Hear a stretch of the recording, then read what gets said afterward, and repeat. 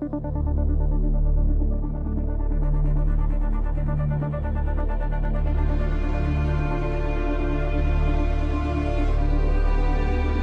has been 30 years in coming where we have been fighting to make sure that we could change the really unfair supermajority requirement for levies for our kids in schools. The measure will allow the majority of our voters to say yes or to say no to funding local levies and making decisions for kids in our communities. And when local levies fail with a 59% vote, then we say no to our kids, no to our families, and no to our schools. So we end up cutting teachers.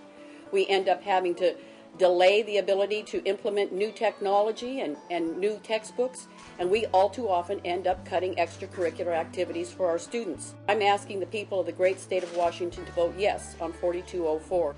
The public school systems of this state are the glue that holds our communities together. And I'm proud that this campaign has brought together over 250 organizations representing hundreds of thousands of Washingtonians and representing every facet of the political spectrum in favor of this issue. As long as I've been a voter, we've had our priorities mixed up. For some reason, education has been taking a back seat. It is very short-sighted to make schools jump over a higher hurdle than anybody in getting the money to do the job that's necessary to be done. It's the American way. One vote counts the same as another vote. And I don't have any doubt that this is going to pass. But it doesn't pass without the work of a lot of people, because that also is the American way.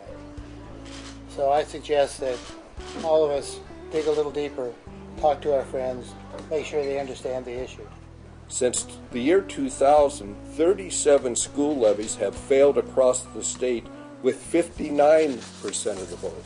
When levies fail, our kids pay the price for losing good teachers, bus drivers, support personnel, security, programs. It's our kids who pay the price.